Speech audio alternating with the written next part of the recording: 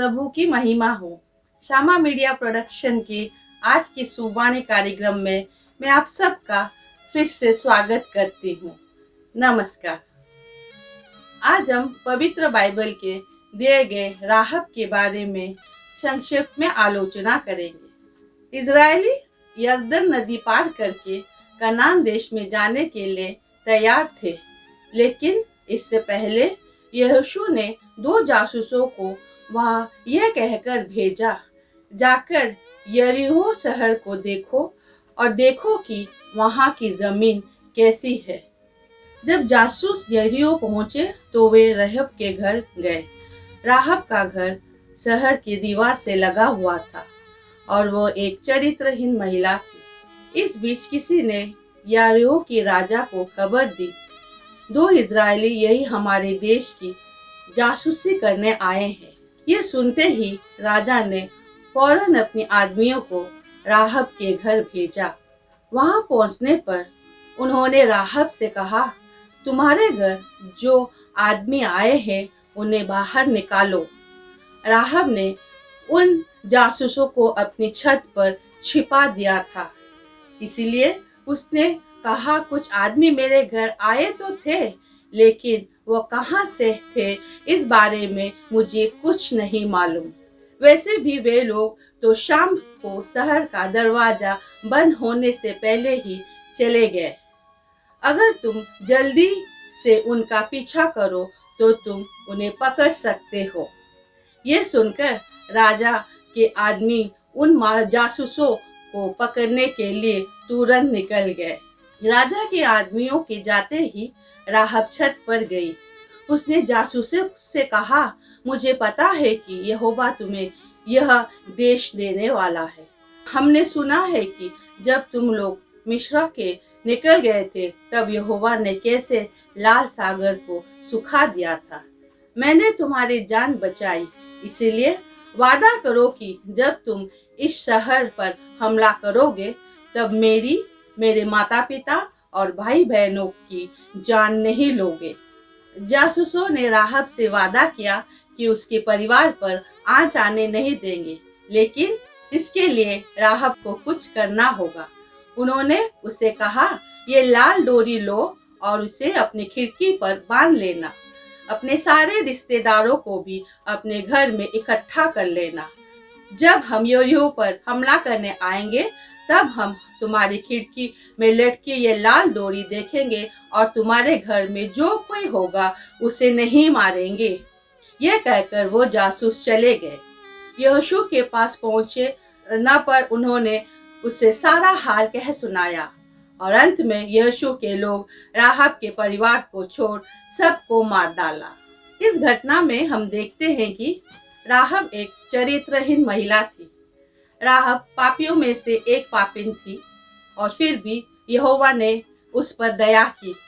जासूस यरीहो शहर में किसी के घर में भी जा सकते थे, लेकिन उन्होंने राहब जैसे बदनामी के घर को चुना और हम देखते हैं कि राहब ने अपने शहर के लोगों के साथ नहीं दिया बल्कि जासूसों के साथ दिया।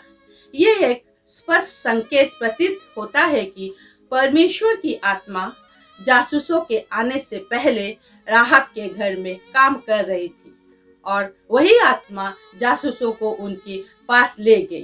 परमेश्वर ने राहब को इस दुष्ट नगर से बचाने के लिए चुना। हम में से कोई भी परमेश्वर से इतनी दूर नहीं गया है कि पवित्र आत्मा हम तक न पहुंच सके। बाइबल कहानियों से भरी हुई है कि कैसे ईश्वर कुछ भयानक लोगों को बचाया है। क्या आपका कोई बेटा या बेटी है या कोई दोस्त रिश्तेदार है जिन्होंने अपने जीवन के साथ ऐसा खिलवाड़ किया है और जिसका दिल बस कठोर है कि उसके लिए आपने प्रार्थना करना लगभग छोड़ दिया है? आप निराश मत होइए, कृपया प्रार्थना करना बंद न करें। ईश्वर के साथ सब कुछ संभव है। हम में से कोई भी आशा से परे नहीं है। राहब के विश्वास ने उसे और उसके परिवार को बचाया क्योंकि उसने एक सच्चे ईश्वर पर भरोसा किया। पौलुस इस पवित्र बाइबल की इफिसियों 2 अध्याय 8 पद में कहते हैं कि क्योंकि विश्वास के द्वारा अनुग्रह ही से तुम्हारा उद्धार हुआ है, और यह तुम्हारी ओर से नहीं वरन परमेश्वर का दान है। राहब क्या उम्मीद कर रही थी? जाहिर है वो उम्मीद कर रही थी कि जब इजरायलियों ने यरीहो को नष्ट कर देंगे तो वो और उसके परिवार बच जाएंगे। उसने जो कुछ किया वह इस आशा से किया गया कि इजराइल के परमेश्वर और उसकी प्रजा उस पर दया करे और उसके परिवार को बख्श दे। और हमने देखा परमेश्वर ने उसके विश्वास का आदर किया।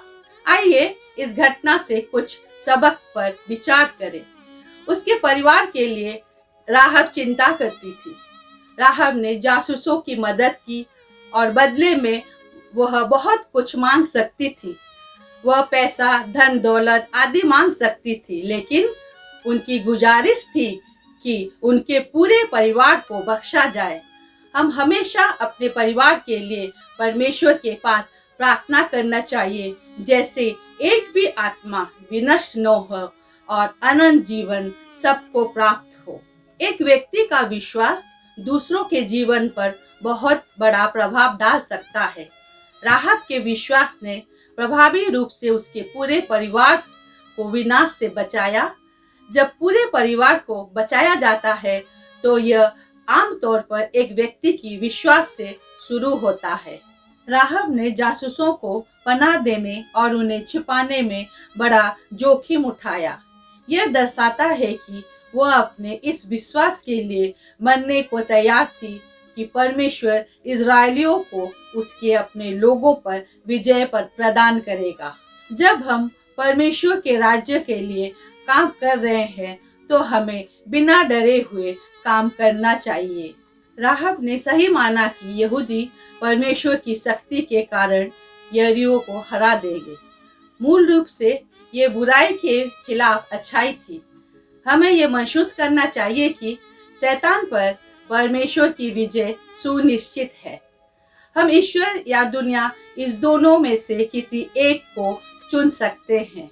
परमेश्वर के अनुसरण करना शायद लोकप्रिय विकल्प नहीं होगा, लेकिन यह सही विकल्प है और लोग अपने जीवन के साथ उसका अनुसरण करने का चुनाव करते हैं, उन्हें पुरस्कृत किया जाएगा।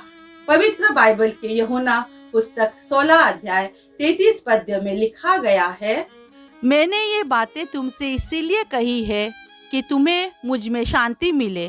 संसार में तुम्हें क्लेश होता है, परंतु ढाढ़स बांधो, मैंने संसार को जीत लिया है।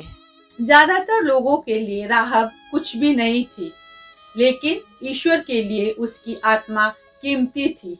ईश्वर आपके किसी भी रिश्तेदार या दोस्त को बचा सकते हैं, चाहे वो कितनी भी अंधकारमय परिस्थिति में हो। पवित्र बाइबल की 1 कुरिन्थियों 10 अध्याय 13 पद्य में लिखा गया है कि तुम किसी ऐसी परीक्षा में नहीं पड़े जो मनुष्य के सहने से बाहर है, और परमेश्वर सच्चा है, वह तुम्हें सामर्थ से बाहर परीक्षा में न पड़ने देगा, वरन परीक्षा के साथ निकास भी करेगा कि तुम सह सको। ईश्वर हमें उनके वचन को समझने और लागू करने के लिए ज्ञान दे। सबको आशीष दे और आज आपका दिन मंगलमय हो। धन्यवाद।